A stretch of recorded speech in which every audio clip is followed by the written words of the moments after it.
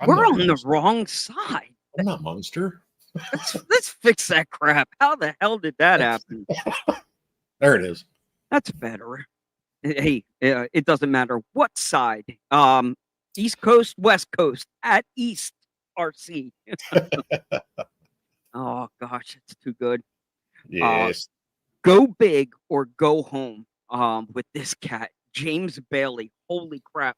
Um, I got something wrong earlier today. He was telling me a story, and it started with Jeremy and ended with Jeremy, and I kept connecting you, and it The other just Jeremy. freaking dawned on me right now that you weren't at Hong Pro. So it had to have been our juice box hobby Yes. friend. The other Jeremy. Not The other, not the other Jeremy, but the the other. other Jeremy. Uh, Yeah. we'll pretzel ourselves trying to figure out all the Jeremys, but A lot of that Jeremys. is why you didn't laugh at my damn joke. When I sent you the message about why not to do that at an event table, it Yeah. wasn't there. You I, didn't see this. Okay. I Well, did not. I I will heard let about it. him. Oh, you did. Okay. You Oh heard yeah. about it. Yeah. Okay. What a horror story that is. Yeah, totally. Uh, Totally. I was like, "Ew." um, Been there though. I've driven very expensive things off of the table before. So I know the feel. I know the I feel. I I drove the Red Cat lowrider, the Impala off day one, day Yes, you one, did. right off the table. That we knew the bumpers weren't any good, so you just had to. I didn't Yeah, have yeah. Just delete that right. Just They were horrible. Oh, oh it shattered. Uh, so you were busy losing money earlier today. Um, yes. I went over to the casino to see what old people look like, mm, um, and then I figured out it was a mirror, and I ate at a buffet, oh which no, goes against everything I've ever been taught. But it held its reputation. It was not good. It was not bad, but it wasn't good. It but was food. But yeah, I went over there, lost some money. The wife made money this time, which is ooh, good. Uh, bonus. yeah, bonus. I'm surprised you Yeah, got out of there that early. yeah. I was twiddling my thumbs after about an hour, and she was still playing. So I just kind of piddled around, looked around, got my free swag type stuff. But yeah, it was a good day. Listen. I have no problem donating to a casino. I will give you Yeah, my money. You're going to take it at some point anyway. Just let me play for a couple of hours. That's yeah, all I'm asking. Just yeah, I hate being there 15 minutes and pulling out my bottom of my pockets. Like, yeah, now what? yeah. And it's I play through money. Like I'm the points guy. I get points. I love points. I don't know why, and I don't know what they do exactly, but I get a lot of free stuff that's not free. But usually, whatever I put it in the machine, as soon as I can get that back out, I put that back in my pocket, and then I keep playing off of the overages until I'm at zero, just collecting points. So I'm a bad gambler, but whatever. Uh, I've lost more money doing dumber stuff. So right. yeah, I got a whole wall of it to prove it. Yeah. That is a fact. Yeah, All right. Well, I think we should just bring James in here. He's let's got go. lots to talk about. You don't need to hear us yet. But I do know at the end, can we talk about this bug that you're working on? Like, is that Yeah, the Class 5 James Knight kit yeah, yeah, yeah, and yeah. NASCAR. Don't sleep on the NASCAR like that.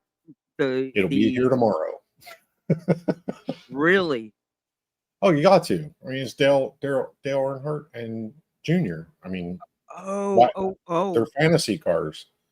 wow. We'll talk about it later. Okay. Okay. Yeah, All right. Let's get us off the screen. Let's get rid of our overlay. We'll make some room for more friends. Cue. Ready? I'll give you a chance to pull that off again. Ready? 3, 2, 1, pull. Close enough. It's terrible. All right. Terrible. All righty. So I got a transition loaded, and here we go.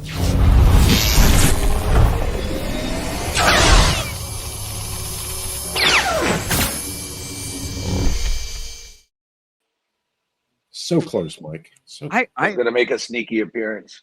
there it is. Do it. Rise up. Came from the basement. Man, oh man, I barely even recognize you now. Like, you are pro leveled now. It took a move, and you got a wall behind you. You got proper lighting. Like, I got space where I can see my shirts before I choose them, because my closet was so jam packed full of RC shit that I couldn't. I'd pull a shirt out. I'm like, oh, I'm wearing a blue shirt today, because I couldn't even see in it when I was grabbing my stuff. So yeah, I got a lot more space. Good. We went from 1,100 square feet and no garage, 2-bedroom, 2-2, to almost 3,000 square feet, 2-story garage and my own office. Cool. It's a lot better. Sounds like we just switched houses. That's what happened. We did switch houses and states. So we're in North Georgia now. So my wife and I really love it up here. You know, we're close to Helen and Emicula Falls, and we have the seasons. It's way more connected to nature. Cool. I think obviously it's exactly what you needed. You've got a chance now to spread your wings, and you don't have to take a shower with an RC airplane anymore. That's right. I forgot that you saw that. That's so long ago. But yeah, Mike witnessed my airplane storage, which was in the guest shower. Back on the shower, and there's freaking airplanes. Fuselages. Yeah, they're just. Oh, so he didn't watch shower. you. He didn't watch you shower with an airplane. No, he couldn't afford that. But okay. yeah, they were in my trailers. Some of these were stacked behind the door of that bathroom. So that bathroom was it was ridiculous. The whole situation was really tough. I had my office, all the printers, all the inventory, all the RC in a space that's smaller than this room. So it was bananas. Yeah, it's tight. Yeah, so we needed to move for a lot of reasons, and one of them was the space, but also just to get out of the craziness that is South Florida. Oh yeah, I can only start thinking about OnlyFans and watching James in the shower now. Get your head out of the gutter. Ay. Oof. Yeah. I mean, if it wasn't for OnlyFeats, I wouldn't have any money.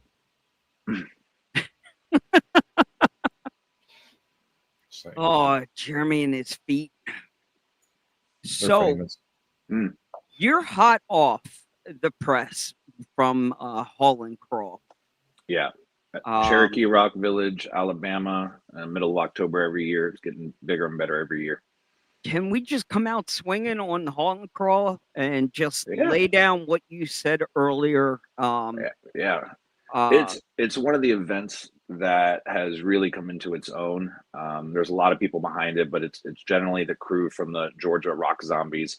And even though it's in Alabama, it's in extreme northeast Alabama. So it's pretty close to me, pretty close to everyone in Georgia. And, there's a crew probably of 10 or 15 guys and girls that put that together, and it's awesome. And the crawling, the facility is awesome itself too. So that's Cherokee Rock Village.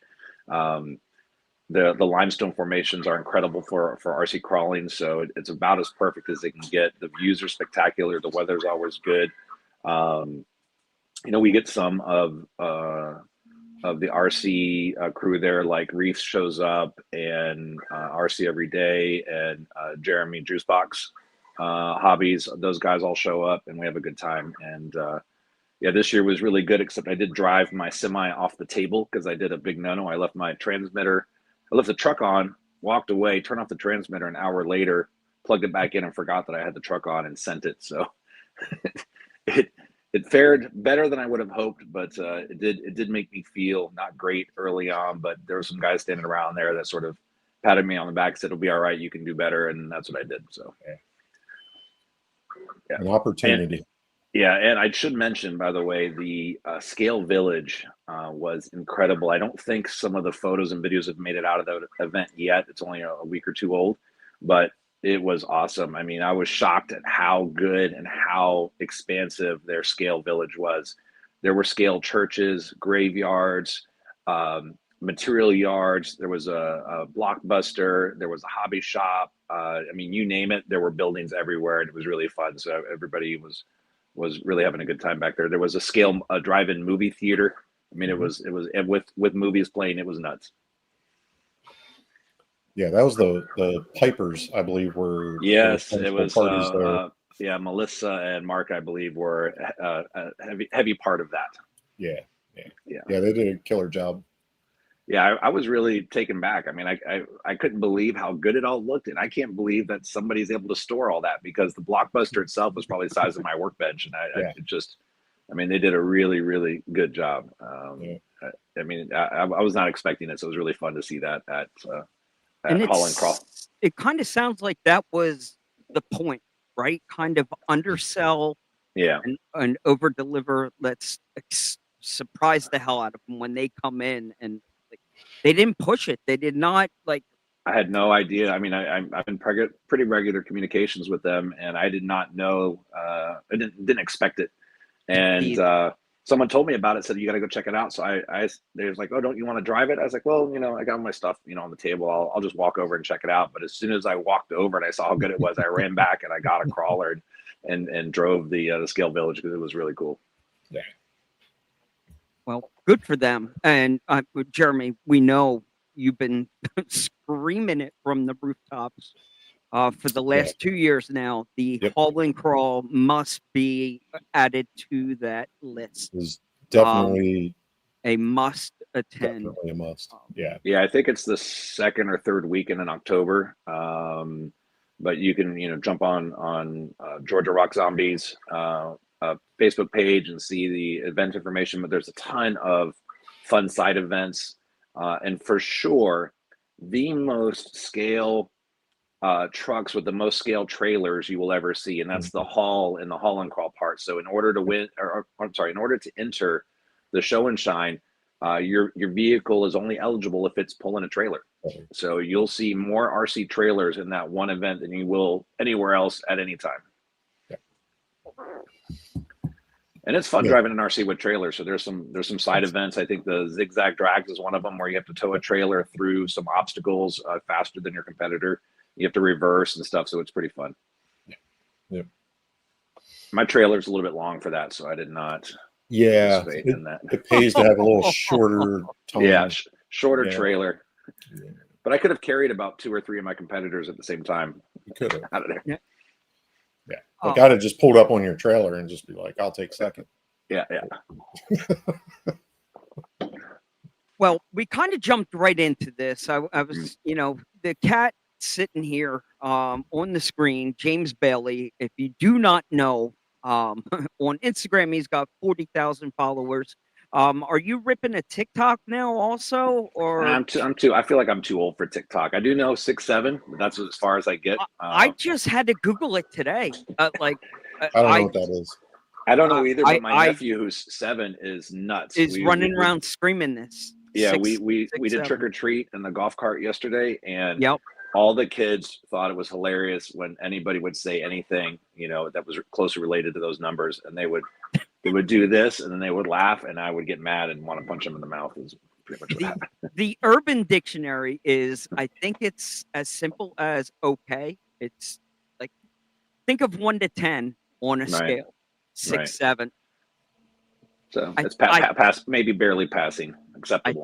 I think that's what this is, and the kids are all using it now. They laugh so hard.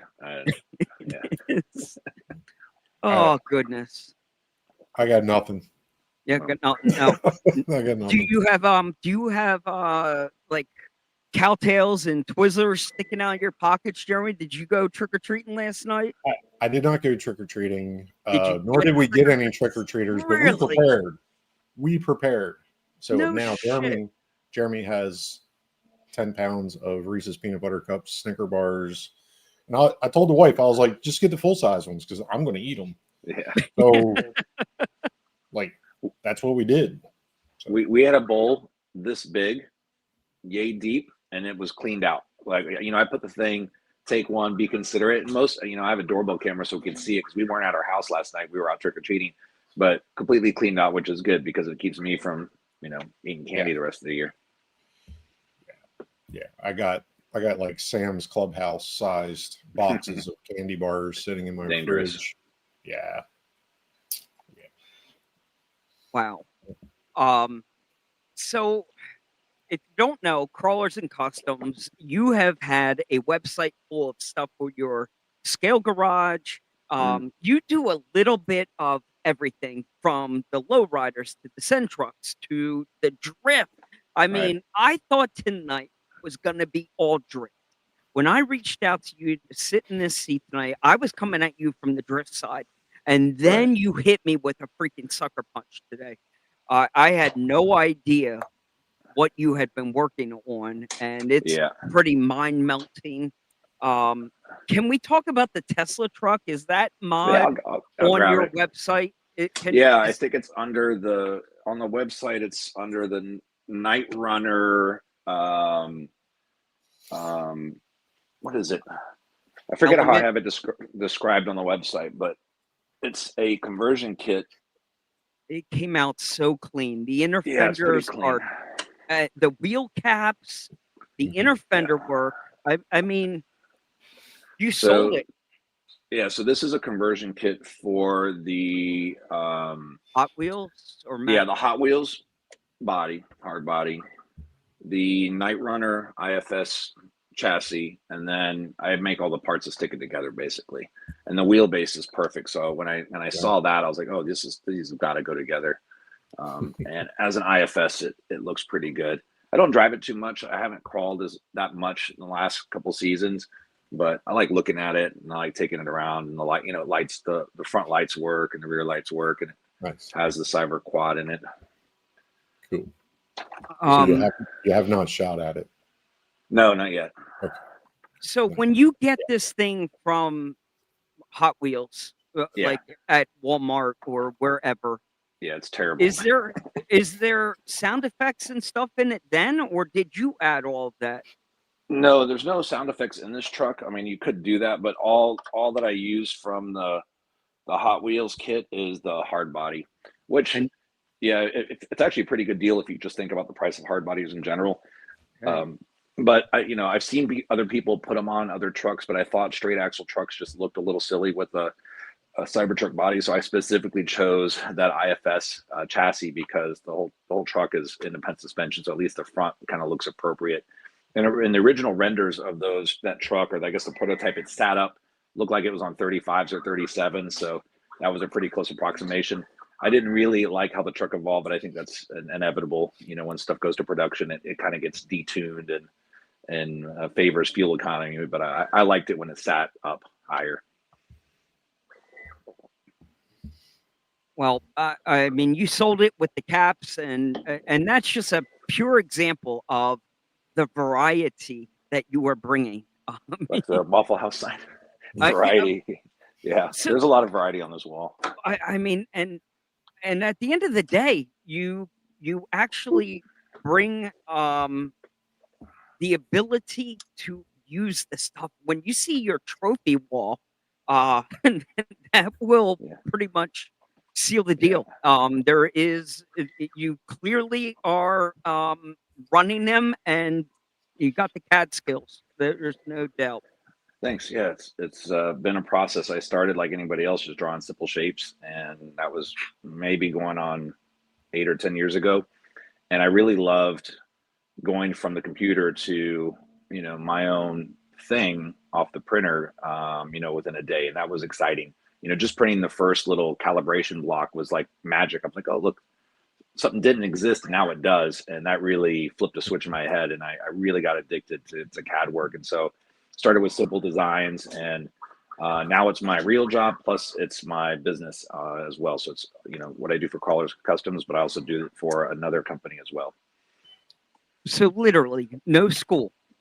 No school of if you want to learn it, all the resources are out there, whether it's TIG welding, woodworking, CAD design. Somebody has monetized a class on YouTube that you can watch, and if you're willing to put in the time, make mistakes, learn by doing. It's out there. Wow. Okay, Jeremy, that will give you new hope. And That's what I'm doing. I'm I'm on YouTube University. Yeah, man. Many It works. hours a week. So. What's really cool about CAD design in general is that it's foundational. You'll get some basic understanding, and then it's building blocks. You just keep adding functionality, skills. Speed is another one that'll come with time. You'll approach projects a little differently. Like now, when I look back at stuff I made 6 years ago, I look at the design and go, wow, I could have done this, or I could have done that, but it was good enough back then. It's just not what I do at this point. And also, using different manufacturing processes, whether it's a plasma table, CNC router, a CNC milling machine, SLS printer, FDM printer, all those things have their place, and it's fun to be able to design and use those machines to bring your products to life. So like those billet wheels there, those come off of a CNC mill.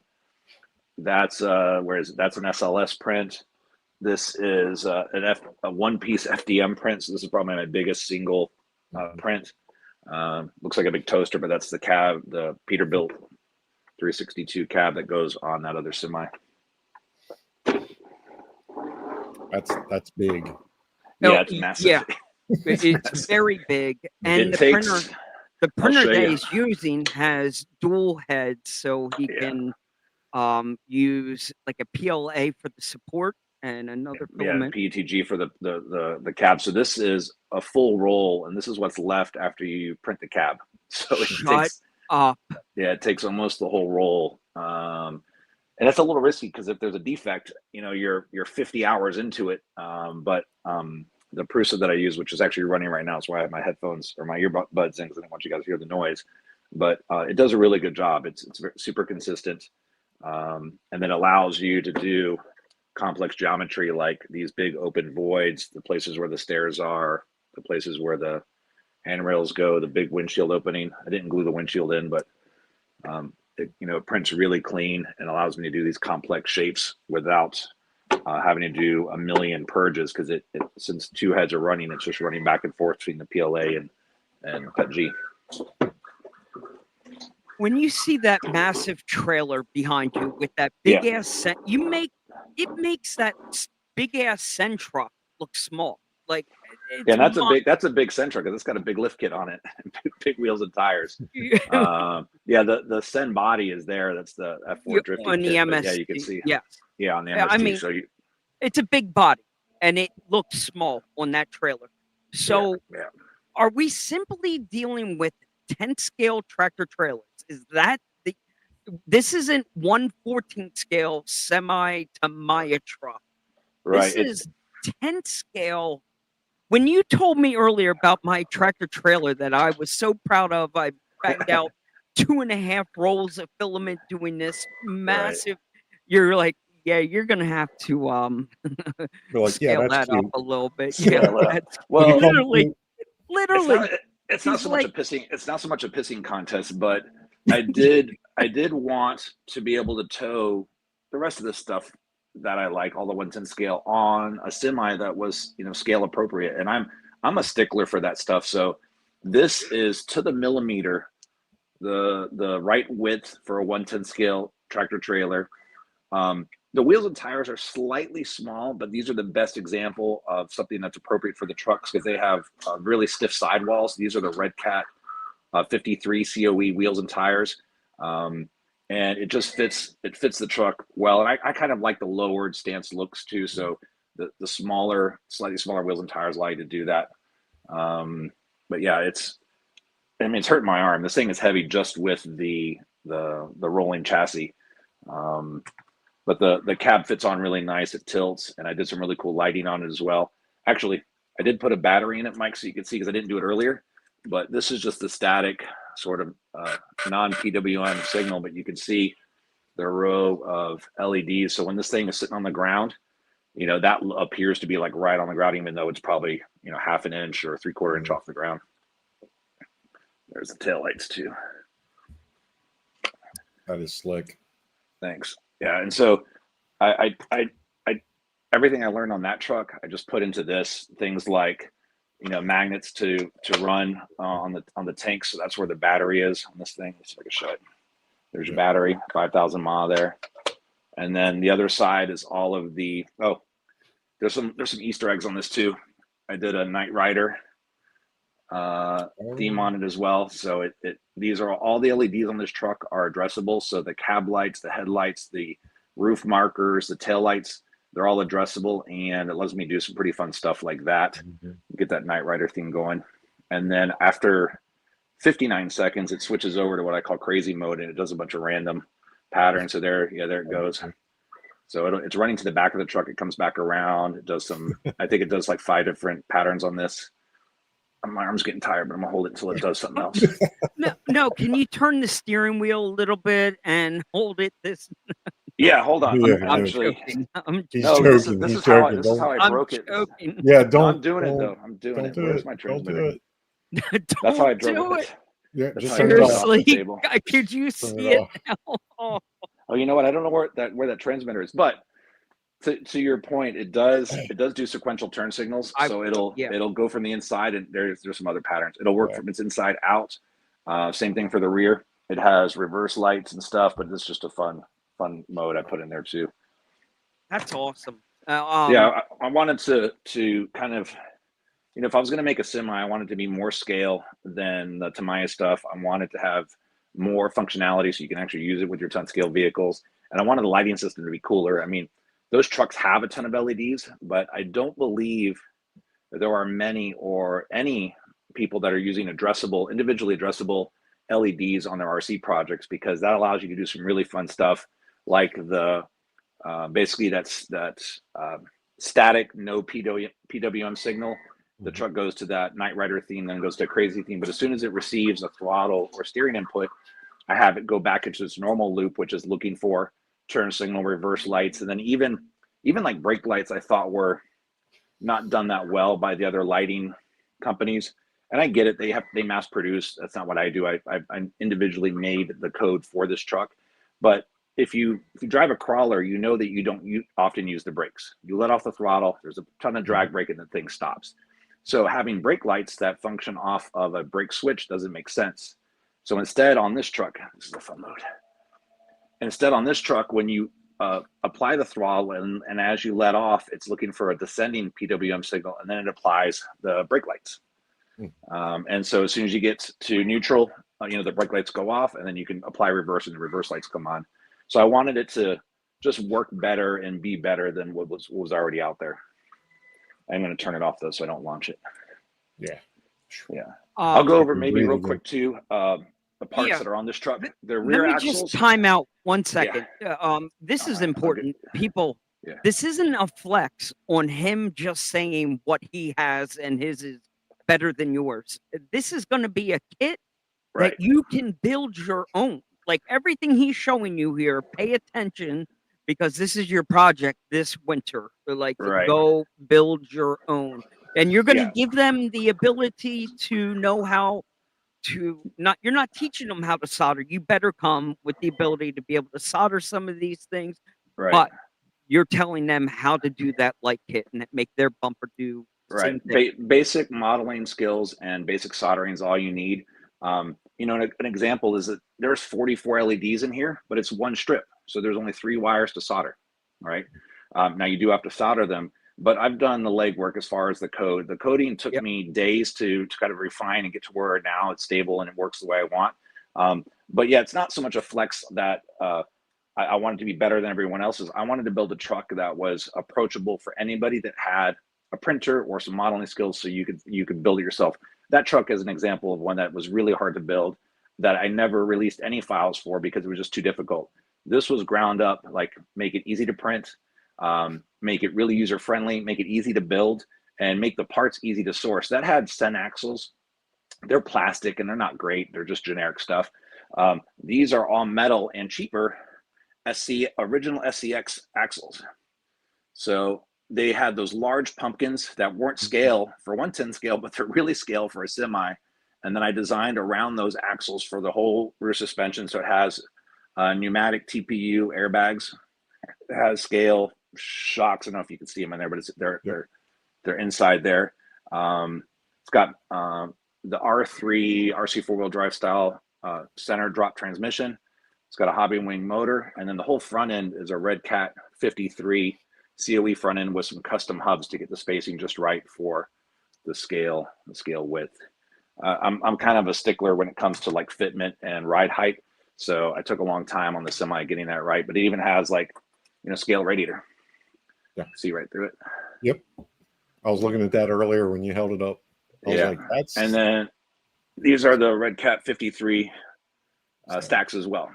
So all this stuff is pretty inexpensive, readily available, mass produced, and I include drill guides to print, STLs to print drill guides for the chassis, which is aluminum. So you'll slide those over, drill it out, and start assembling. And when I put this for sale, there'll be a couple different options for people that do or don't have big printers. And then also, if they want to get into the lighting, I'm going to include a text file with all the code.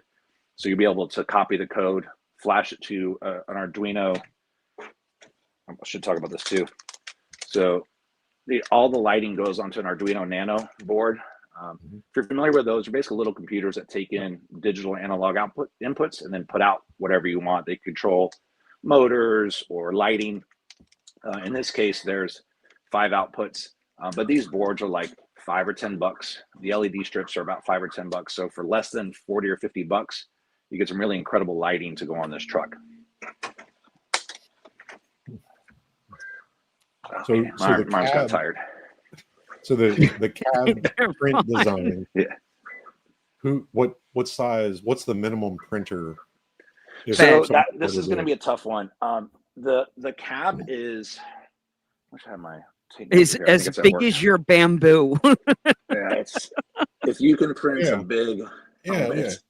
Yeah. So it needs to be a large format printer, like the typical Ender V3 or Prusa Mark III or Mark IV is going to be too small. Those are those 220, 235 square build plates. You need to be in that like 340, 350, 380 build plate size. It's big. So that's one of the things that I'm going to offer is if people don't have printers, I will sell the cab as a product you can buy, and then you could print everything else. But yeah, the cab it's big and it's a little bit challenging to print. So I would say if you're not very familiar with printing, I would say maybe don't attempt it, but maybe attempt it. And then if you decide you don't want to do it, you can grab one from me. Wouldn't you say the majority's like 256, Jeremy? Like 256 cubed would be the majority? Yeah.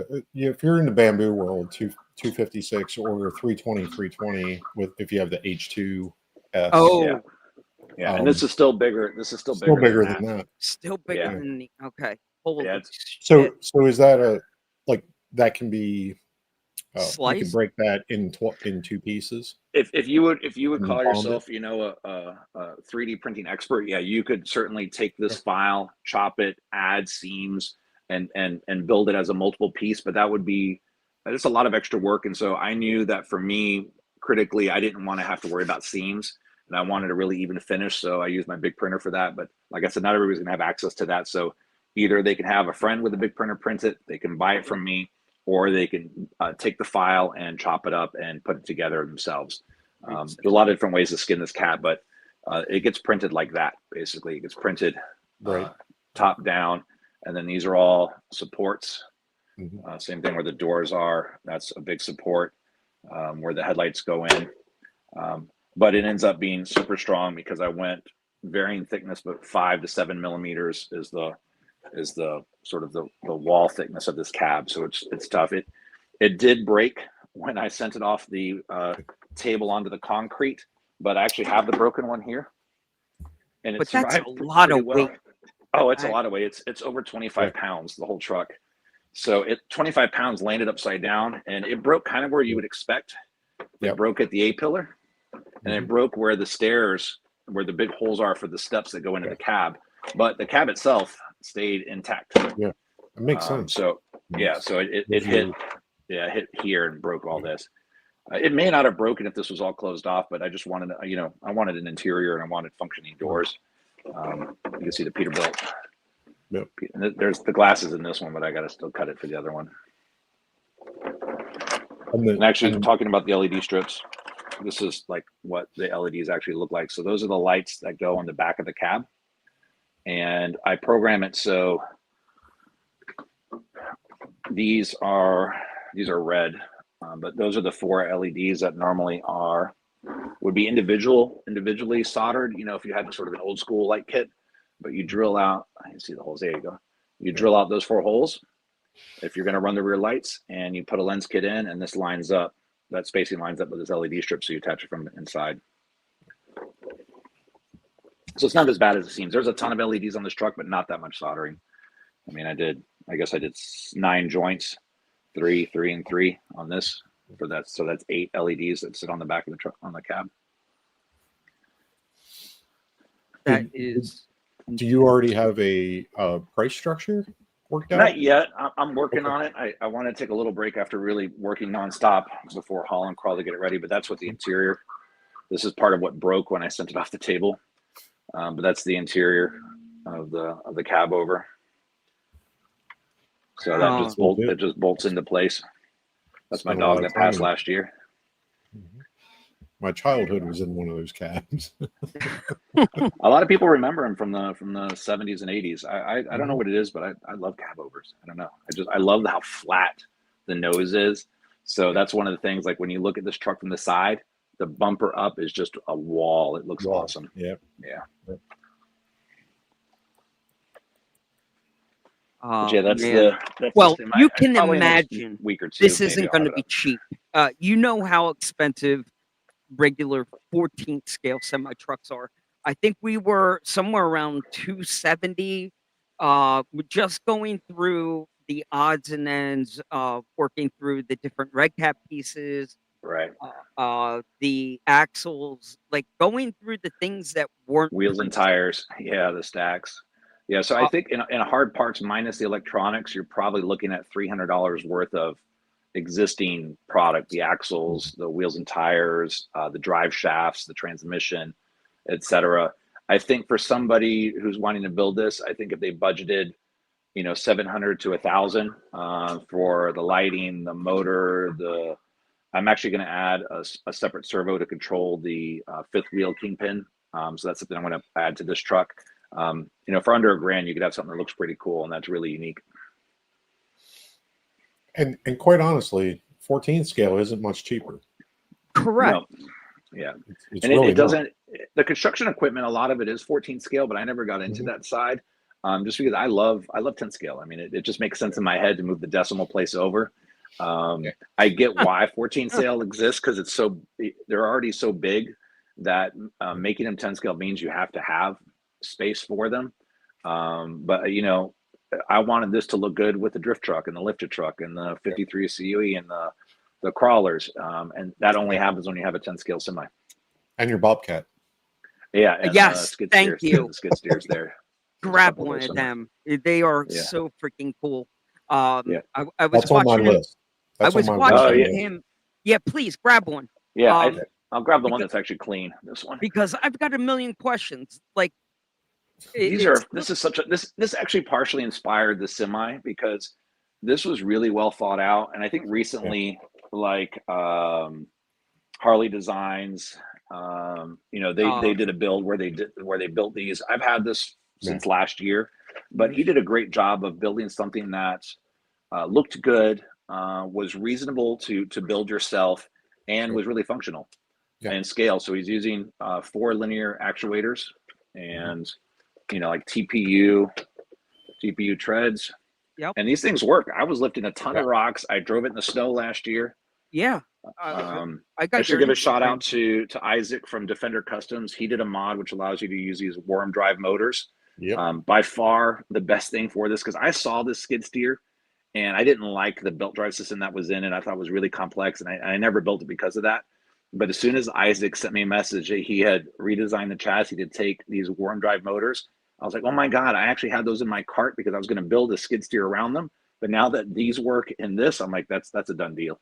Yeah. So I built a few of them. So do you, how many of these have you built? Total? I've built 3 of them. 3. Okay. Yeah. Go ahead, Jeremy. Do you prefer the wheel or the track? I'm sorry, say that again. Do you wheels. prefer the one with wheel and tire or track? Well, so the track, because traction doesn't scale very well, and neither does weight.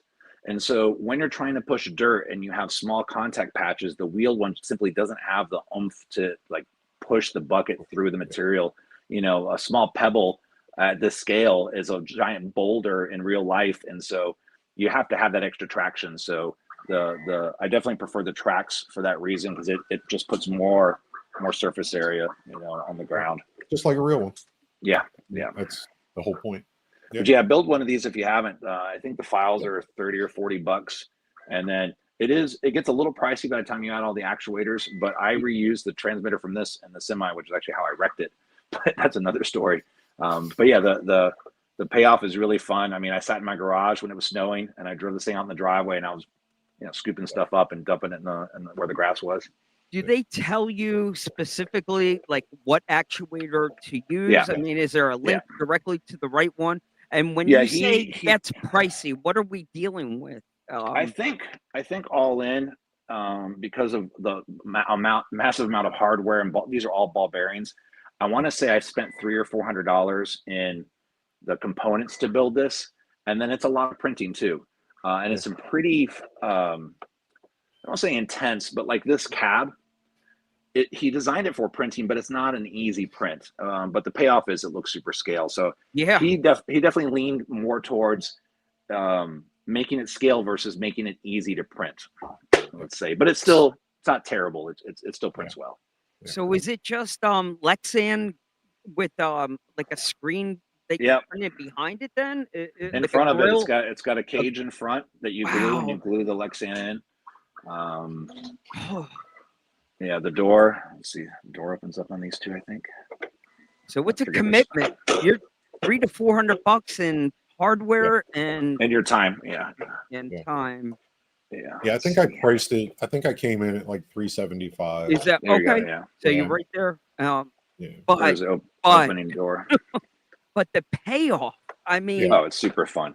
RC construction equipment is one of those things that you're not sure if it'll be fun. But the minute someone gives you a transmitter and you're moving dirt around, it's like staring at a campfire. It's just like it's in our DNA. So the TPU tracks, are they printed in a strip and then like? Nope, it's one piece. They're printed in one piece and it just pops around it. Okay. On edge. Yeah, on edge, exactly. He did a really good job with those kinds of things. Okay. And yeah, it works. It works really well. And that's one of the big advantages of that particular model, but others like it, is when you do print it and you do construct it, if you do break it or you find a weak point, you just print the replacement part. Yeah. And it's not it's less bespoke, but it's very bespoke.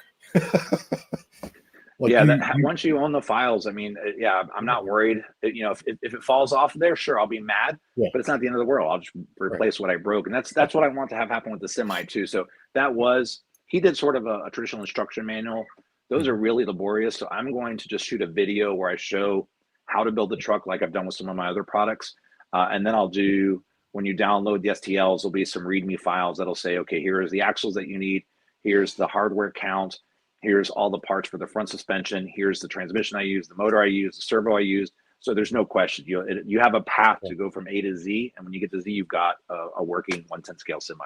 Yeah, and quite honestly, I've done more than a dozen of different people's, you know, the Elvis RC and the Knights and Knight does a really good job too. I've done a bunch of these builds for myself and for customers, and the instruction part. There's pros and cons. Project IJ, I don't like the instruction manual, but Elvis RC, if you're familiar with Elvis's stuff, it's all videos, and it's easy pause points. The hardware's laid out, the part is shown. There's no talking. There's just a little bit of background music. Like that was an easier, more enjoyable interaction for video. And I've seen others where, you know, their video, it's talk, and you miss what's going on because of that conversational piece. like I'm looking forward to seeing what you come up with as far as instructions for assembling something. Because this thing's intense. Yeah, yeah. I mean, it's big, but it's a pretty easy kit. I mean, like, you know, the axles are pre-assembled from, you know, the generic. I'm gonna switch the camera around so I can actually show the truck a little bit to see now. If I remember how to do that. Oh, here we go. Camera. Oh no, wrong button. Stand by. Back camera triple. All right.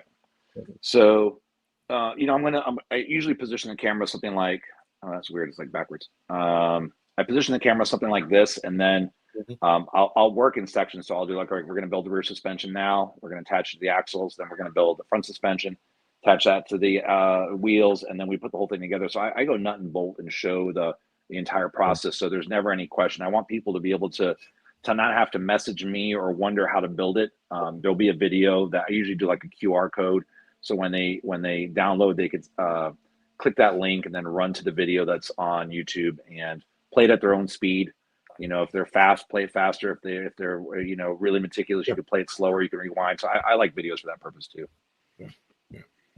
Yeah, and doing it in, you know, order of assembly is always a challenge too. Yeah. You know, the cart before the horse type stuff. You know, do you build out the whole rear and the whole front and then put it on the chassis, or, you know, that kind of stuff? I appreciate a good instruction manual. Having written a few, I appreciate it. Yeah, that's probably the files are ready. I could put them on the website and have people download them, but I don't want to do that until every question has been answered, especially with that Arduino board. I think part of this truck is going to be the lighting that people are getting excited about, and I want to make sure that they understand how to do it. Right now would be putting together a puzzle that had no image on it. You would just never get it done.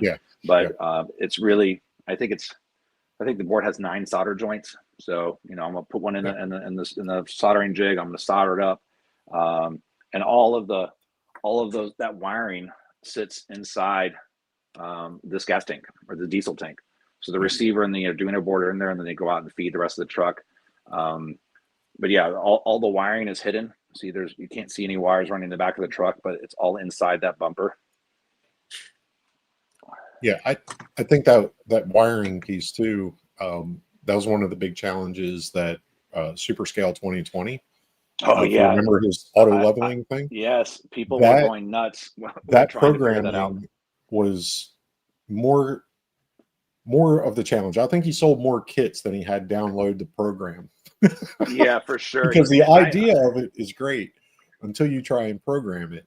And then I was one of the first adopters because I used it on my lowering 450 and the any level 450, but I specifically put in my instructions, like, do not ask me about the Super Scale.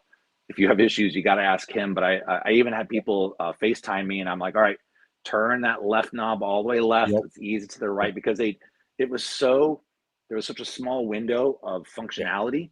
And if you were a millimeter out on rotation, you know, let's say 3 degrees out, it wouldn't work right. It would overreact or underreact or not work. And so I got frustrated. So I quickly then, once Red Cat released lowriders, I went to that receiver style, which is way easier to independently control, you know, 4 servos if that's what you want to do. But Super Scale is, I think, in practice very cool, but in reality, a little tough to live with. Yeah, I have it in my Chevy, my Scottsdale, I guess is what you would It's so fun to look at, isn't it, when you drive it? And like set it and forget it. Like, I want to glue the pots in it because it is perfect. It just reacts so good. This one has it too. I would be terrified to touch any of those dials at this point. Yeah. And Yeah. have to the remote offset was really why I wanted it, because I wanted to be able to lift and lower the truck with one switch and one aux channel. So that's what it does. But yeah, it's not easy to live with, unfortunately. Yeah. And you know, as long as you can take the fear factor out of that programming, your lighting system, I think you'll have more people apt to do it. Yeah. What's cool about, I guess what's part of the lighting is there is no programming other than you copy the code and you flash it and you're done. Right. There is there are no settings to mess with, and then you wire it like I show you, and it just works out of the box. Wow. All right, we need to pause. We got Fish and Bill over here. He's been cranking out some paint work. let's take a 5-minute break here. Let's bring Bill. We're gonna take a pit stop and pop Right. in and find Billy and see what he's been banging out in the paint lab. All right. So what I'm gonna do is make some room for him. We'll add him right here. There it is. We're gonna put him right here. There you go. So, yeah, shrunk it. The man in the paint lab. In the what do we call your shop? The Paint lab. tap? I call it the beer bait and lube. Beer, paint, and lube. I Not like in that order, though. it. Okay. I just can't drink beer anymore, but I still like the name. Well, Can you drink it any less? No, I just drink more bourbon instead of beer. Ah. Oh, okay. Less the sugar. Quality. Less sugar. Less sign, sugar. that sign on the wall says you're open. So, It does. what are you doing? Well, let's see what I'm working on tonight. As you know, I was only painting 25 bodies this year. But Jesus. Number here's 32 another is one done. that I'm doing. This will actually be number, I think, 29. Yeah. So I can't show it too much because it's a surprise for him. Yeah. Did you know that you cannot get a copper color to match like the method wheels and everything, the copper that they do? Yep. So this basically what I did was shoot smoke. Mhm. Then I hit it with translucent red, and then I Lord. put a copper behind it, Copper. and it about dead nailed that color. Very good. Very good. That's actually my favorite thing to do. Since I do all rattle cans, I don't do any airbrush, but I like to layer those colors to get something different. That's like black magic for me, painting. It's a science I don't understand. This is the last one I did. And you know what? It fits the way you guys are talking big scale. I picked up one of these. Oh, That is big scale. This That- is the Red Cat Vertex 6. Hmm. And I'm pretty impressed with it so far. But of course, I had to get a clear body when I got mine. And All right. Wonder why. That looks good. I did go a little crazy with the pearl I see that fade there. Yeah, it and looks the cool. rain flake in Yeah. that black. I wanted a little more black than that, but it stands out. But when you get it in the light, it looks like a bass boat. You've always been good with those flames. I like love the flames. I like the fire cat. Nice touch. Yeah. Oh, I see that fire cat. Yeah, that's cool. This thing actually is pretty impressive, guys, for what it is. I mean, it's built stout. There's no doubt. So I've been messing with it some. I haven't really run it much, but I've been going through and kind of tuning with it. I had a local guy actually made a set of collars for the shocks because you had about that much shock that you couldn't send the springs up. So we took those off. He made collars that slide all the way up. Okay. You'll be able to see them or not. But Yeah, allows I you think to put I can that see him. in that full droop. Yeah. So you get a lot more travel out of it. So we're gonna try it, see what it does. Very cool.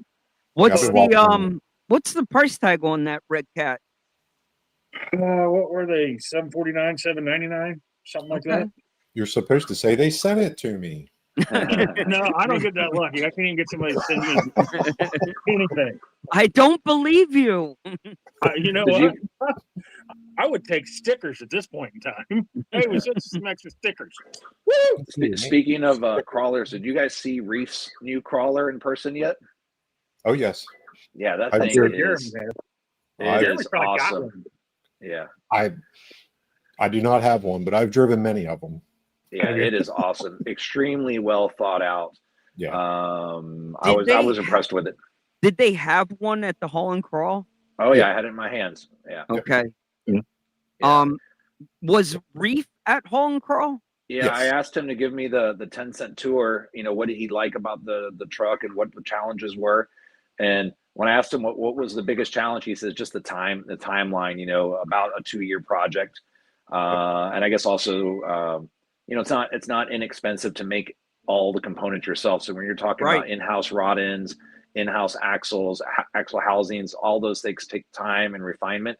But you know, every part seems incredibly well thought out and really it's a reflection of what a smaller company can do when it's not constrained by, budget departments and marketing departments. It's, 2 or 3 guys that go, well, wouldn't it be cool if we could do this? And then they just do it. They don't have to answer to a bunch of other people. So you end up with something that's not trying to hit a price point, but it's about as good as a crawler can get out of a box. I'd be hard pressed to find any other solution that was better. Well, Mike, you and I were talking the other day about Red Cat and kind of said that same thing on this one. Mm-hmm. They really listened to what the people wanted on this. They changed some stuff, and they're getting impressive. Yeah, Red Cat's coming out swinging. They've done a good job. They've created a name for themselves. I've met some of the guys in the background too. The Red Cat hauler, I made the wheels for it early on. Yep. I knew of that project's existence early on as well. And they showed it to me because they knew kind of I was like a low rider hauler guy, and they're like, hey, we should check out what we're working on. You can't say anything. And I was like, oh my God, I gotta have it. That thing is badass. And so yeah, right. Now it's sitting there with my own wheels on it. Yeah. I was going to say, everybody, I know I had one of them, and mine ended up the same way as everybody else's. Well, this is sat on the shelf for a year, and I've been staring at it. Time to get rid of it. I like staring at it.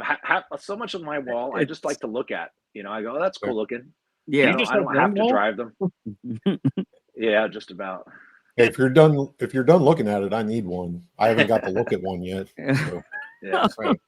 I'm open to it. But I think it's well said there, James. When you don't have the red tape of a corporate, structure and all the hoops that you gotta jump through and budget restraints and everything else, because someone will say, why can't we just use this axle? Or someone will say, well, let's use this injection molded rod end because we already make 20,000 of them. Let's just use that. You end up with a compromise. Right. That's right. okay. You end up with a compromise. Yeah. The only upside to that would be cost. That would be the only upside. That's that's their end game. Plus, save a buck. One good point that can't be overlooked with Reefs and his program is look at how many events he's gone to personally, and his Good team point. driver experience level in creating what the people want, because he was there at the point of contact with the people that want it. That's what I'm talking about. That was huge. That man is relentless. Anytime we can go to an event, we go to an event. When he comes out here, we go crawling. When he's an experience-driven product manager, and that is what he does. It shows. And he listens. Yeah. I think it's a great point. He has been at every RC event that I've ever been at. And we shake hands, we talk a little bit. I ask him what's new. But that doesn't happen with any other brands. You don't see, anybody from Traxxas at Paul and Crawl. No. You don't see anybody from any of those big brands actually out there on. I crawled with those guys. I had my truck on the rocks and we were laughing and taking lines and or hitting lines, and that's just not to have that one-on-one relationship. That's how you end up with a product like that, because you're on your boots on the ground. You're listening to what the people want, and you're ahead of your competition. Yeah, it's a critical mass nobody's matched, right? And it's showing. Quite honestly, I think he said they sold out of that first run of trucks. Yeah. So good on that. Yep. Oh, well, that's fantastic. That's all I got exciting, guys. Those two bodies there. Well, great job, Bill. Go out there and enjoy that Red Cat, my friend. Go find some new lines to crush your the whole new world now. Just run over everything. I have a feeling that thing is going to be like some of the crawlers that I build. They almost take the fun out of it. I've got a couple that I built that aren't comp. They're just trail crawlers. Yep. But they're point and shoot. Yep. And to me, that takes a little bit of the challenge out of it, some of the fun. Well, but like get out there and enjoy. All metal power wagon will go anywhere. And I never drive it because it'll go anywhere. Yeah. Tool Time called it out too here. He just posted on YouTube. But Wyatt, the man behind the design of that all right, from Billy, Reefs. we're gonna fade you out. Yeah. Okay, getting him center stage. Make room for you if you're gonna go on a tangent there, bud. Hang on. You're done. If you're going on a soapbox, we got to Me. put you set. We got Don't to put put me you. up there. There's your So- soapbox. Go ahead. Talking about Reefs a little bit more. Wyatt was the one that was responsible for the SDX Pro project. I think primarily the lead designer for that. Yep. And I asked Reefs. I said, who was behind this project? And as soon as he said that name, I'm like, oh, I know that truck. And he's like, yeah, he took what he was learning and doing there and just went without compromise to that next tier. And the truck shows. I mean, like so many little details that I was like, oh, that really makes sense, or that's a great way to execute that just don't exist on any other platform. Yeah. It sounds like I have one. I'm sponsored by Reefs. I'm not. I just know him well, and I think Right. it does speak volumes No. that he goes to our events. He goes to events and he Yeah. shows up, and that means a lot. So if you could support those brands, those are the people that are putting back in the community and growing the community. Yeah, we were sitting at Proline, and I watched that truck. I watched Wyatt take that truck completely apart and put it back together inside of 30 minutes. Yeah, and that says a lot for a comp truck that if you do need to make a repair, it's easy to repair. It's very forward thinking for that side of it too. It's not overly complex. There's not a bunch of craziness going on, and that axle redesign that's incredible. It's unseen. Like Yeah. people still I don't don't. know how you're going to make a better axle at this point. I mean, I Vanquish has that name cachet, and there's some smart guys involved there, but they're a larger company that have to answer to profitability, and I think Reef's approach from a new angle and the axle design is incredible. I just don't see how you're going to make it better. It's that good. If I were comp crawling, I'd buy one of those trucks. I just haven't been in the crawling side for a little while. The scene is not super great around here. But I enjoy a really well thought out crawler. And if you build one yourself, you would spend more than that kit. Yeah, so, I have. Exactly. You're going to be $1,500, $2,000 by the time you're done. Titanium bolts, titanium links. You're getting these parts from all these manufacturers that work together but weren't designed together, and then it shows on Reef's product. That was ground up, nut and bolt design. When the budget is second, it was make it make it good. make it good. And it's cohesive. We'll that's the word I was looking for. Cohesive is the deal right with word. the cost at the end. Yeah, and when people start getting them, there is a challenge out there. It's kind of unspoken: is how many shields are incorporated into that truck out of the box. I know, I counted them, but there's a lot of shields there. There's a lot of shields. So I'm going to shift gears one bit. If I don't talk about this truck, I'm not doing myself any justice. So the F4 Drifty, this is my most popular. God. Actually, it's funny. I literally just got an order on the screen for it. Like as I said it, I pulled the truck up. I just started going ching. It's on my screen.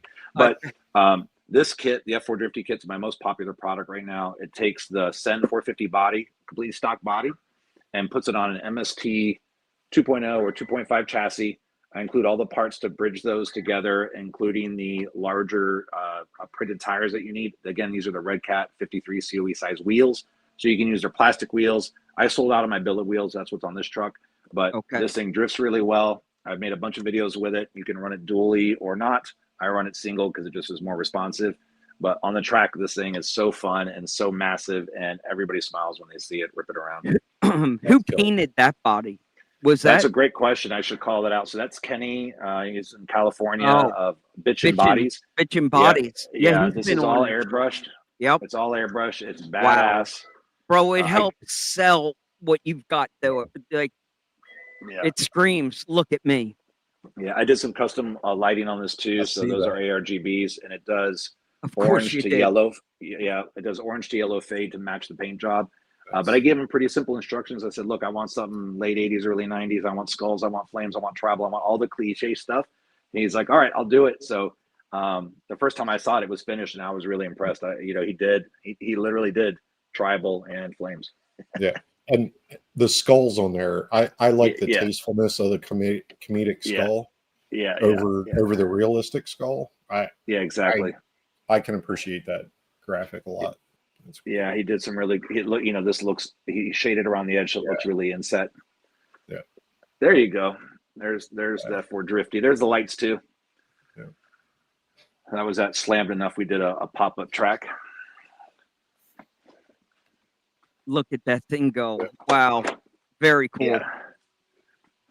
Yeah, as unique as everyone likes to be in the drift community, the cars start to look a lot alike after a while. So I was like, let me just do something a little ridiculous. And I was pleasantly surprised at how well it drives.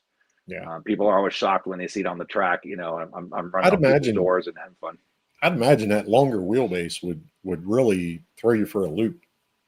It doesn't. So the longer, it's kind of like a when you're balancing on a tightrope, when you spread that axis out, it becomes more stable on that plane. Okay. If you bring your arms in, it's really easy to rotate. If you bring your arms out, it's slower to rotate. So the truck becomes inherently stable because it has that long wheelbase. Okay. It does mean that changing direction is a little more challenging, but Well, it that takes was a at lot our longer, I'm sure. yeah, but it rips around the track perfect, man. Yeah. I had a lot of fun. The first time I threw it on the track, I didn't adjust anything, and it drove perfect. I'm like, all right, I wasn't sure if I was gonna release it, but when it drove so well, I'm like, all right, I have to send this out there so that people can enjoy it too. And the name is spot on. I mean, that's as clever gets right there. Thanks. Yeah, that's what we were calling it when I was playing. I originally ran the blue body for some testing, and everyone's like, "That's not the F450, that's the F4 Drifty." I'm like, "Yeah, that is right. That is what it is." Yep. Yeah, there's the blue body there too.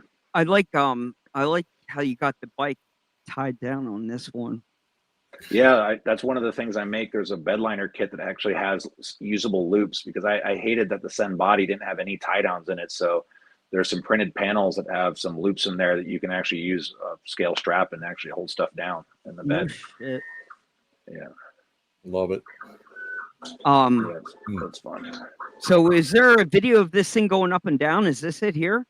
No, that does not go up and down. That's just the drift chassis right there. Oh, so that's okay. That's with the MST dualies. With the dual. Yeah, with the dualies. I just wanted to show that as an option too. The 450 that goes up and down is way down my feed because I haven't messed with it for a while. That was when I was building on the Sen chassis, but I haven't done much with Sen lately. Yeah, that was like USTE like 5 years ago. Exactly. Quite a while. Yeah. Yeah. I remember. There's the skid steer. Yeah, there's the skid steer with the snow. What is That's that? so snow? fun. Yeah. I don't get snow anymore. I know. I had my lawn chair set up in my garage, and I had my jacket on. It was so fun. I was just giggling the whole time like a little kid. I did it last year with my Blizzard, my Kyosho Blizzard. Yeah. Yeah. The Kyosho Blizzard. Yeah. Yeah, that was the last time I got to do it, and then I sold it, and then I moved to Arizona. I've seen somebody had a Nitro Blizzard recently, or somebody messaged me, or I saw it. I was like, oh my god, that's got to be nuts. Those are rippers. Those things are fast. I imagine. Wow. But they were track breakers. Yeah, I can see that happening too. Wow. Yeah, so you're definitely always busy doing something. I mean, where did you put this freaking subwoofer? This thing popped up, and I couldn't find it anywhere else. Yeah, this company is pretty cool. I need to do something with it because it is bananas. Let's see if I can show it. This is actually the speaker here. A completely powered base? Does it have its own? Yeah, it has amp? a massive magnet, huge voice coil. The throw on this is ridiculous. It's like 3/4 inch or something. Wow. So I wanted to put this in a truck. I just haven't done it yet, but I have in mind to do that 90s style SPL, sound truck. So this would probably be the catalyst for that, but it weighs so much. To put like 4 or 6 of those in a bed of a truck, you have no suspension. Yeah, and it has this cast basket, which is really cool. So it's a scale. Oh, there you go, F4 Drifty order again. Thank you to whoever, if you guys are watching and you're ordering, if that's what's happening. That's the mission here. It seems a little coincidental, but yeah. This is the it can never be too loud speaker. Wow. I've seen a couple guys build with them. They do like bandpass enclosures. So I don't do want need to to do something cover with it. It looks too damn sexy to box this thing in. And I think it needs to be in like a polycarbonate Acrylic. box. Yeah, Yeah. it needs to be an Clear. acrylic box with like back LED lighting. it does. for sure. It's sexy as hell, man. And Yeah, it like needs a- to go in the back of the semi, the back wall of the semi, so I can have some tunes while I'm Yeah, driving. it needs like a half frosted or something with some LEDs buried in Oh the yeah, in the that would plexi. look good. Yeah. I'm an old Awesome. car stereo guy from the 90s, so I can appreciate a good setup like that. Yeah. Wow. I didn't need to do something with it. I was like I competed at Daytona at I went- nationals with a I went to a Daytona Nationals. CRX. Yeah, I went to Daytona Nationals. You remember like the mini trucks with the pass through, so you could. Oh, This yeah. was all cut out, and it was just the camper Yep. shell with a wall of speakers and a wall of amps. We would cruise with the earmuffs and the controllers in the passenger seat, and just turn the bass up where it was, windshield wipers were bouncing off. Yeah. Yep. Wow. Yeah, I had a 84 CRX, and I competed in the 150 class No shit. with US Amps was the sponsor. Yeah, So that I was- remember them. At that time, they were the only manufacturer in the United States of amplifiers. Wow. And pyramid speakers. So it was like the only US brand. Okay. Yeah. Yeah, that was back in my younger days. Well, I was We must be using- about the same age. I just I turned was 50, so I using- figured you're right around there. Yeah, I'll turn 52 next month. There you go. So yeah, I was at Daytona a couple of years for that. my license plate in high school was too noisy. NOISY. Too noisy. We had 10-inch, subs in the back, Orion amps. I went Alpine balls out. head unit. Alpine with the Alpine EQ. Yeah. Blasting Will Smith and I had a bunch of kicker. I don't know, the name just was cool. I had a bunch of kicker subs and like 6.5s and tweeters in my Jeep at the time. It was ridiculously loud but fun. Yeah. And it was Raymond Bargo ordered a four. and Was it Rockford Fosgate also at the time? I remember all those brands. Yeah, Rockford was there. There was a bunch, but like competing in the 150 class, and then you're splitting down to quarter ohm. Like that was a tough class. Like you think 150 watt, like that's nothing. But dude, I'm telling you, we unsealed that CRX so badly. Like the back hatch, we had the pressure latches and all that stuff in there. And that was with 212s. I mean, it was significantly small space to begin with. And the whole car was a ported box. wow. Sweet. Yeah. That's a fun tangent. I don't hear subs like I used to. Like in the 90s, it was not, that was all you would hear at a stoplight or driving past the house. I mean, in 92, when I would drive through the neighborhood where I'm living now, I mean, at, midnight coming through full blasting, pissing people off. Fun fact, that's how my car got stolen. No shit. By doing just that. No, and Cruising that through was and showing off. Yeah, and I had mine broken into, full, Viper alarm system. Somebody I had a punched in Viper. the I forgot rear, about that. punched in the rear window of my rear hatch and pulled everything out the back. And My the ex-wife Viper was like- never went off.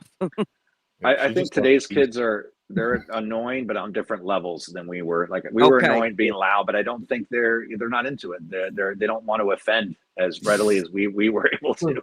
6'7". 6'7". They do it with their exhaust pipes. Yeah, that's Oh, true. yeah. That crackle tune does make me nuts. I hate it. Shoot at them. Yeah. And it sounds like they're going 100 miles an hour. They're just revving. They're not even going anywhere. They're literally letting off the gas so they can crackle and make all that noise. Yeah. It's so annoying. But I guess because I'm an old guy and that's what I'm supposed to say. I'm annoyed by it. Yeah. Well, James, the last thing I want to get you to Yes, sir. do is name drop where to find you drifting nowadays. Oh yes. So thankfully we have a new home. It is B&B Hobbies. It's northeast of Atlanta. The regular night is about Thursday nights. They're a hobby store, so they have regular hours, but they're also going to be open later on Thursdays to accommodate people after work. And then Saturdays is our drift day as well. It's bigger than our old track. It is glass smooth. Again, the owner, he's in it. He drives. He's a drifter, and he owns the hobby store. So again, shout out to the guys who are actually in the industry, supporting it and participating, because that's what counts. Yeah. So if you're in that area, Yeah, you they'll go they'll check get it you out. set up. They have there is a spec wheel and tire. you Yeah, need it's the to use there. LF4, but you can visit the store. There's wheels and tires on the wall. He's got some drift kits. We just had the soft opening about 2 or 3 weeks ago. But the track has some of my scale stuff on it already, has the scale rails, and the crew that was behind the scenes, they sanded, polished, filled, bondoed, sealed, painted. It is like driving on a sheet of glass. It is so buttery smooth. So I can't wait for the first comp. I think that's November 15th. So I'll definitely be there for that. Badass. Very cool. Yeah. And then I guess the next thing to do is keep your eye on the haul and crawl videos. You're saying these Scale City is worth checking out. Phenomenal. Josh Incredible. from RC Everyday was out there shooting content. Hopefully he'll drop something. I think so Squid, Jeremy, Big Squid, Juicebox. Yep. You should see some content from him, I'm Sure. sure. Okay, good. Yeah, there's a Yeah. bunch floating around. I saw Yeah. one. I got tagged today from was it Busted? I think Busted Rush dropped one today. Rolling through there, so that's great. So fantastic plug for the haul and crawl people. That is the place to be. Maybe you can come down. Maybe you can come down next October. I've been trying for talking 3 about- years to get Mike to come down. I know. The only reason I missed this time, I was all, up till 2 days before, and we had one of my pets passed away. Oh, sorry to hear that. So I couldn't leave. I couldn't leave. And it was hectic. I mean, you just returned from Proline. Just got back from Proline, and then sudden timeline is tough. Yeah, we're locked in for next year already. So. Excellent. Yeah, We already got might the make it down too. We could share a VRBO or something, because my wife is tired of camping. So maybe we could. Yeah, book it. I'm there. Yeah. Yep. Awesome. Not Well, gonna thanks for having me on, man. Yeah, listen, next level every time, bro. You keep doing what you're doing. You are inspired to, create what you want.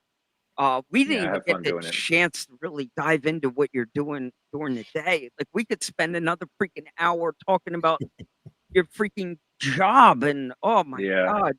I'm thankful I get to design every day, morning and night now. So it's awesome. It's dude.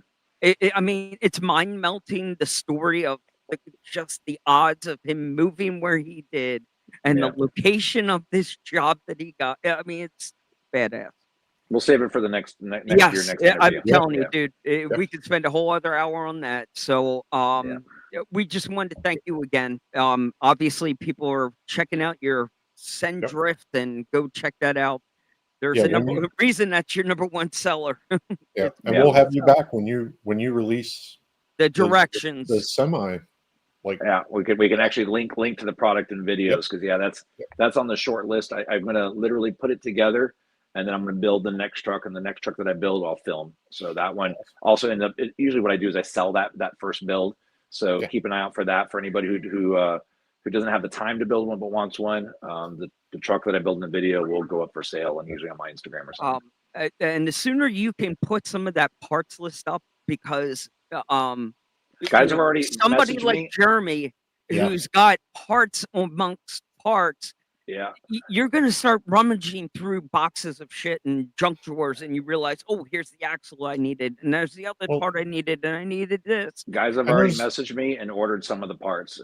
It's the Red Cat 53 front end, it's the Red Cat wheels and tires, and it's SCX original rear axles. And that gets you 90, and the stack, the 53 COE stack. So it's out there. You can start squirreling away the parts and then put it together. That's the idea. Yeah. And there is a phenomenon, like when some of these projects hit, like Amazon goes out of stock instantly, and then you're looking. That's what happened with the skid steers. People were having trouble finding the worm drives, the linear actuators, because people grabbed them.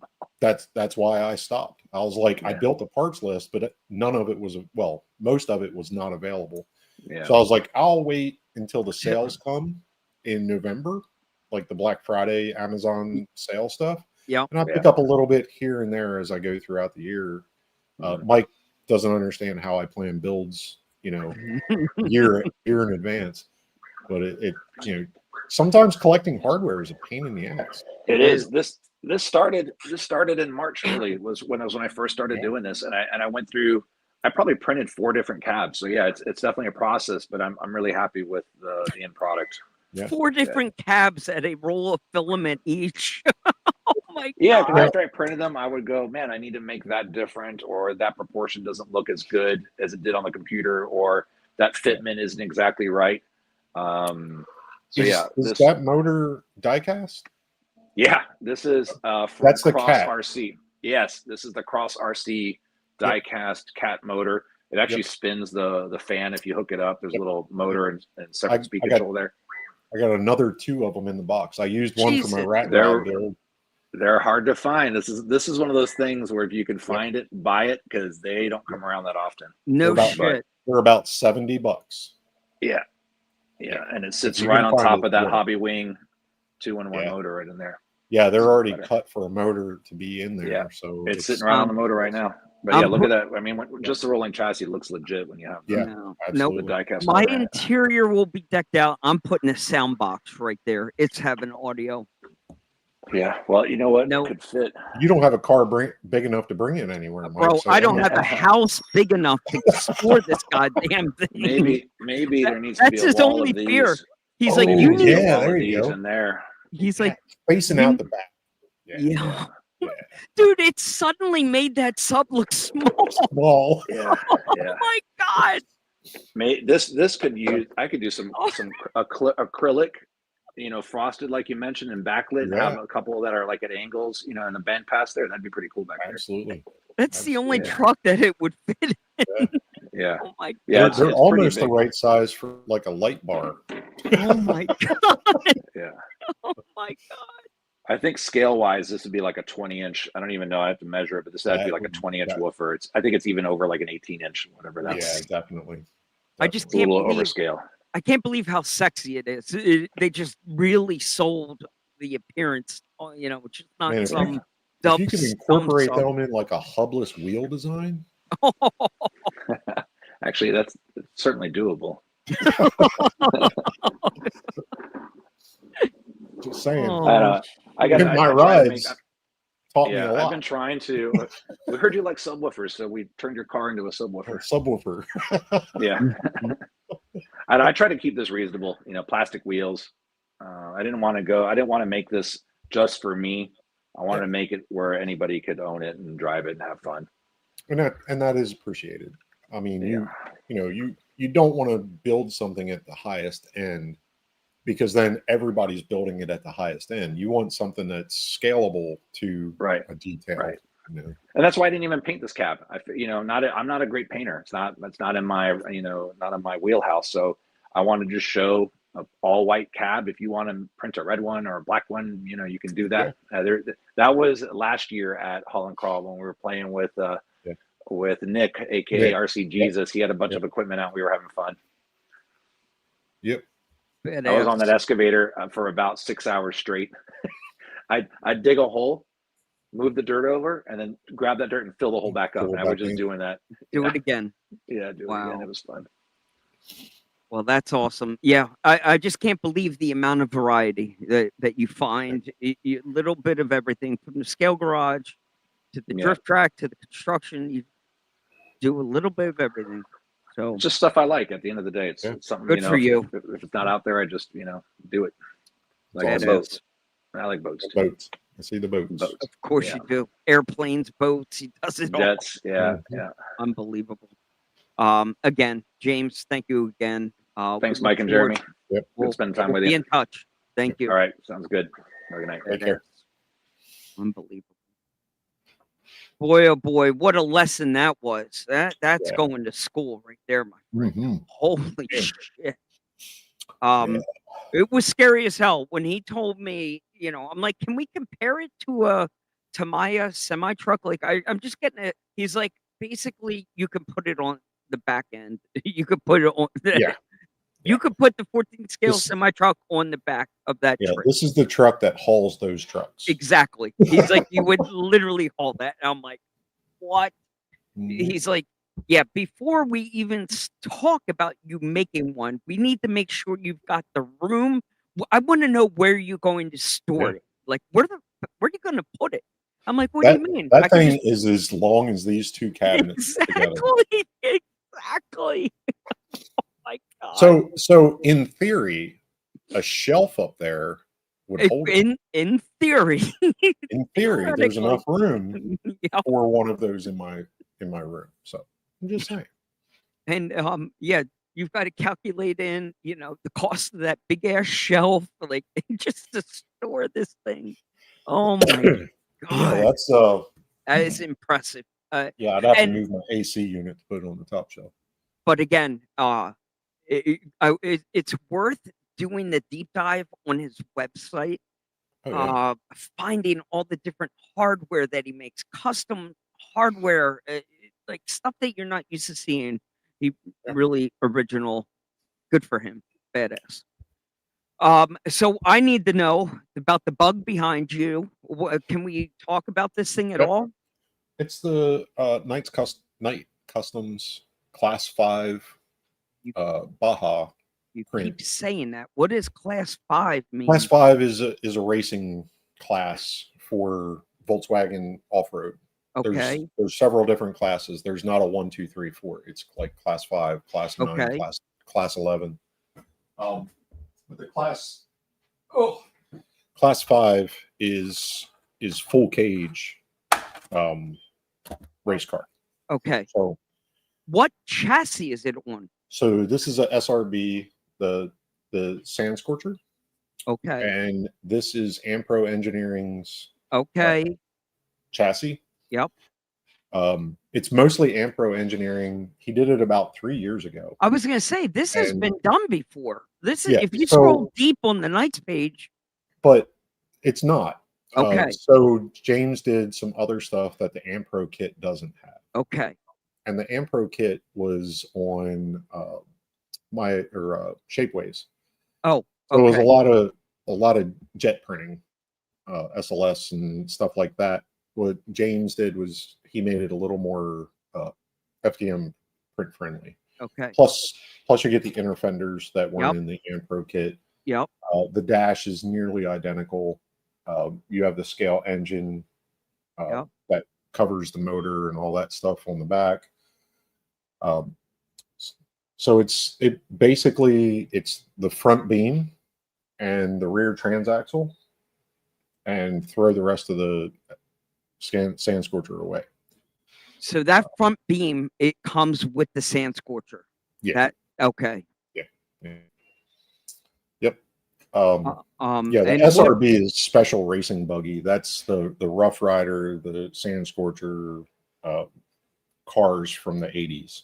Okay. So this is like a reissue now of the Sand Yeah, Scorcher? yeah. Okay. You can find the Scorcher is, I think, the 2010, and there might be one that's even newer. Okay. But it all fits this design. Okay. So it's designed for the Re-Res and others. And they're not horrible, right? They're like $180 for a kit. They're like, No, they're like $4 for a kit. oh, really? Wow. So you're really throwing a lot of it away. So finding a good deal on an SRB to do this, it makes it a very expensive project. Wow. Quite honestly, it's a lot of printing, it's a lot of detail work, but it is worth it. I think it looks. Yeah. I think it looks pretty good. And by the time I get done with the body and the mods that I'm going to do with that, should be a very nice model. So the inner fenders just fit so good, Dude, and that you did them in that orange, just yeah. makes them pop. So I did this in orange because my Beetle will be orange. I'm going to start painting that here before too long. My full size.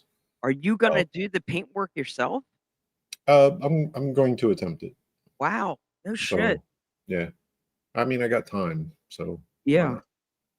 I mean, you see. I mean, I'm people no doing- stranger to auto body work. It's just been a long time. I rebuilt my 72 GMC Jimmy with my father when I was young. Yeah. And my sister's husband, my brother-in-law, is a auto body guy. All his life, he retired doing that work. So I have a wealth of knowledge to back me up when I run into problems. So I most of was the just, body work is done on the Beetle. It just needs to be sanded and painted. I was just surprised as hell. Like I've been watching some YouTube videos, and you can see these backyard painters, like literally out Oh, in the element. yeah, Like they might have a wall up here or there, but they're Yeah. literally blasting shit outside. And I'm like, really? Yeah. I can't And believe- quite honestly, the evolution of 2K, 1K and 2K base coat, clear coat in one can makes it so you can actually use a spray can. No shit. They've done a tremendous job on getting the pressure to stay right and not tiger striping the crap out of it like you would with a regular spray can. So I mean, you can, with you still got to wear a respirator and whatnot. It's still paint, but you can do it without, an air compressor and all those things. All the fancy stuff. Yeah, and it'll be a good 50-footer. No shit. 50 feet away, it'll look orange. That's all. Right. That's all I'm worried about. It's got an orange hint, Yeah. especially all when it the is. sun's out. Yeah.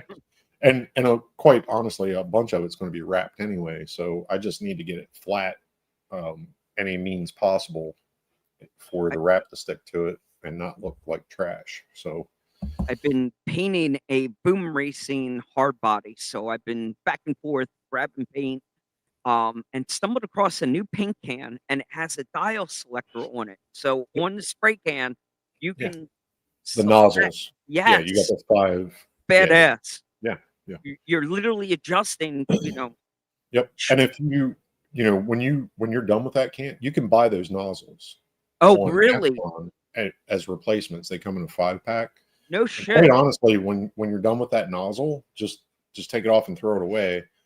And when you're ready to use it again, just use a new nozzle. That way you don't have to clean the tip and all that stuff. You don't have to worry about it, when you hit the button, it coming out from underneath of the cap. Yeah. Because it's I mean, clogged.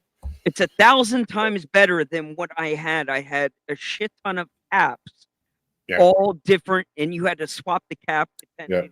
And I thought that was cutting edge. I'm like, Yeah. well, I'll take these different caps, but no, And then I you like this style. You got the high pressure turbo cans too, the big tall cans that are high pressure, and they shoot a fan like 2 foot. Holy shit! So yeah, there's some aggressive spray paint cans out there. Wow. Yeah, look up turbo can on YouTube, and Okay. you'll see some wild paint jobs.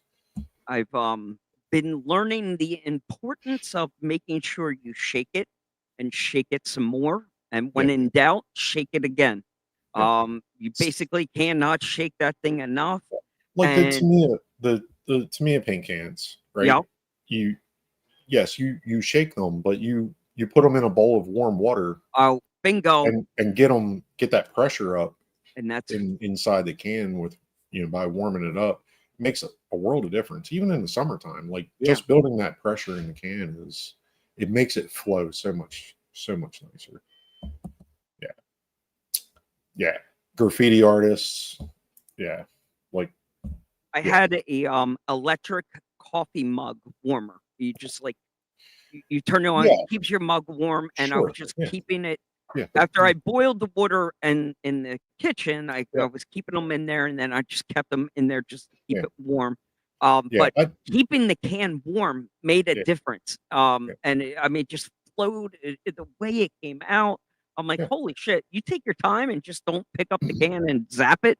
Yeah, You get especially rewarded. with with the metallics and stuff like that. If it's got flake in it or something, you really, well, number one, if you're spraying metallics out of a rattle can, you're already at risk.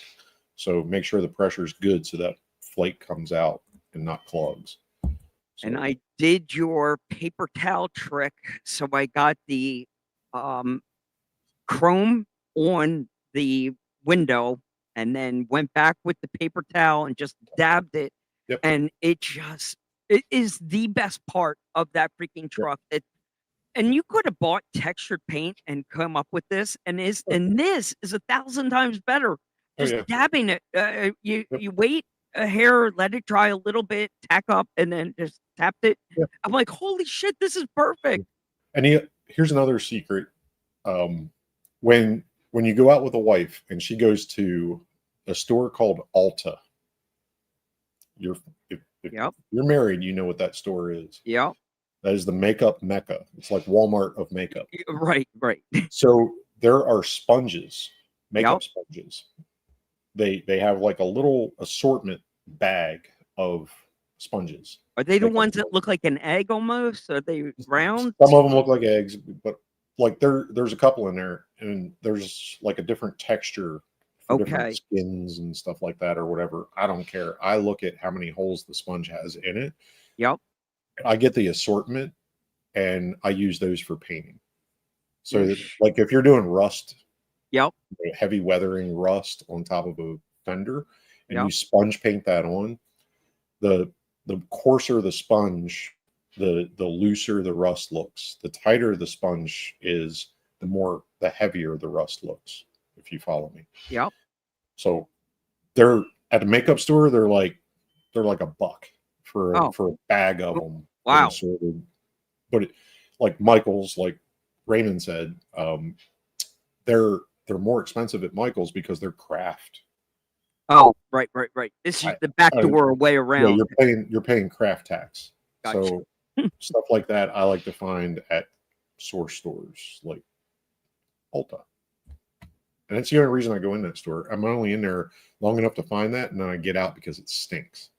Like all the perfumes and migraine. But if you're a chick and you're into if you go with a wife, if you get trapped into that, like, hey, I want to pop in here to Ulta, you'd be like, well, okay. Hey, listen, you might be getting a Christmas gift card for somebody. Yeah, not for yourself, but get one for your wife. Go get yourself some sponges. You're walking down the aisle, you just kind of throw it in the cart, and she'll be like, "What's that for?" I'll be like, "Don't worry about it. That's hobby stuff." But, yeah, it's either that or we stop at Hobby Town. What do you want to do? Yeah, what do you want to do? You want to go to a hobby store? So, subject change again. NASCAR.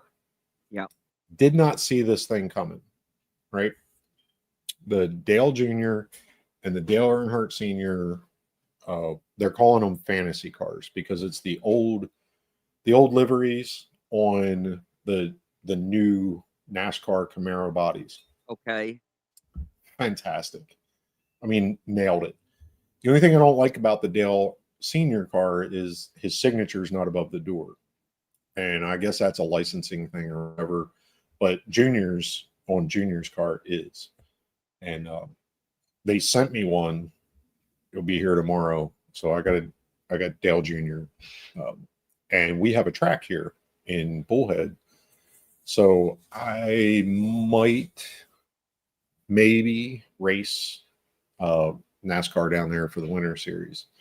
As long as it's an all stock like kind of deal, I'm good with it. I'm not doing a bunch of mods. But I think it'd be pretty cool. 10 scale? What they're 14. They're 14. Okay. They're 14. But they're like race cars. They're four-wheel drive. Okay. Sort of car, like it's rubber tire, Losi. It's a Losi brand. Yep. So it's rubber tire, bigger than a Grom. Yep. But that kind of I mean, those NASCAR's been out for over a year now. But right. And Jeremy Griffin was loving these. Like, yeah. Well, it's very our age. When I say our age, it's, if you grew up with watching races, on a TV that you had to change the channel on, and kind of grew up with that NASCAR flavor, then the Dale Sr. and the Junior car will resonate with you.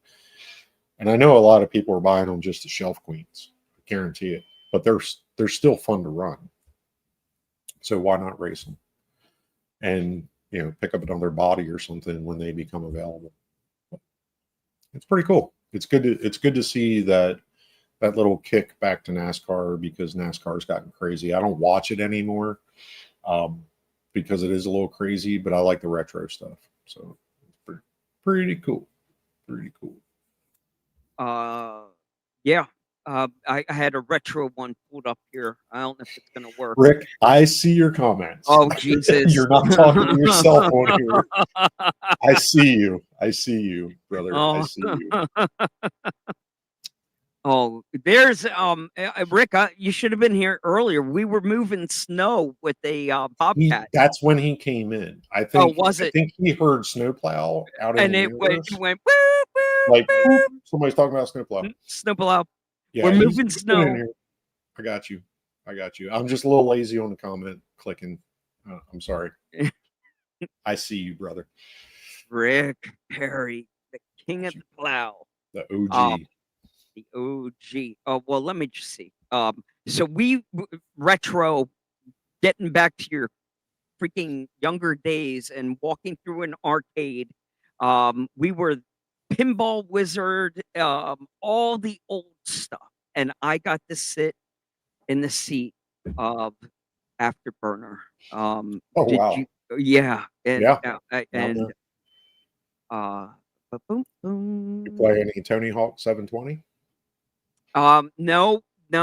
They had NBA Jams, Golden Tee, but the variety of all the old shooter games. But the pinball selection was badass. Yeah, I like good pinball. And that was it. I just went down the aisle, and if I started doing shitty, I went to the next one. It was all free play for 2 hours. Yeah, that's killer. It was. Yeah, if you got free play for that amount of time, man, you got to just do it. Oh, dude, my hand started cramping. Oh my god, I've been flipping paddles for way too long. Rick said he came in semi, so. There you had him at semi. Yeah, I had him at semi, and I knew it was something. Had to get him. So Ray brings up a good point. So the first console games, you kind of went from the arcade games to the console games, right? So you had Nintendo games that were consoles first, and then they came to, your at-home systems. I was a Sega guy. I was not a Nintendo guy. Okay. My friend had Nintendo. I had Sega. So I was a Sonic guy. He was a Mario guy. So it's two kind of camps, and I think it's very Chevy Ford. So, when you it's a thing, right? Like, were you a Sega Genesis guy? Yeah. Or were you a Nintendo guy? Oh, that's a perfect question. I like it. And I was a Nintendo guy. There was the point when Sega Genesis went to that 16 gigabyte and mine, Yeah, when we went to disc. Yes, when it went to the 16 gig disc. Yeah. Yeah. And there was no more blown in cartridges. Cartridges. Like, that was what annoyed me with Nintendo. It was like, why? Why is that a necessity? And then the memory card thing and all that stuff. Sega was built in. Then we're scratching discs. Yeah. Well, you're taking care of it like a CD. If you had a Discman, I don't know. You knew how to do it. Every CD that went in my CD player in my car, they look like they've been through a war. War zone. Yeah. Dude, those CDs that were in the car were horrible. My son's flipping through my old CDs like, what the hell happened? Yeah. And they're all like twisted, like heat warped from laying out. They've seen better days. Got little melty spots on the headliner from sitting on the seat and glaring up. Oh, well, let me go have my last meal. I got to go eat because I got to clean out tomorrow for the old colonoscopy, old people problems on Monday. Yep. Good luck with that. 7 a.m. I got the 7 a.m. slot. That's a good thing. That's a good thing. That's a good thing. Because all that fast night, but it's a good thing. I gotta get up at like 2 o'clock in the morning and finish sooner. Yep. At least you'll have lunch. Yes, exactly. It's wake up. It's the 2 p.m. appointment you don't want. Exactly, because then you're starving your ass off, miserable. So I was lucky. I got out of the way early. I'll be home by noontime. Cool. Fed and happy and back on There you track. go. All right, Hey, it brother. was a night. James night. has left us. I thought maybe he would have hung there in the VIP room. He hung around for a bit, but He's like, I'm out of he- here. I gotta go eat. All right, you and Heidi go enjoy the Yep. rest of your evening. Rick Perry, Ray, all of you others in the Thanks for chat. hanging out, guys. Peace out. Nintendo or Sega. Sega. So we'll keep an eye on your Insta tomorrow for these NASCAR, maybe a NASCAR update and a Yeah. picture. And we can talk about that Traxxas rally car next week. I think that thing dropped today. Sure. Yeah, why not? All right, let's fade this out. Here we go. I All got right, a closing video, right? Eeny, meeny, miny,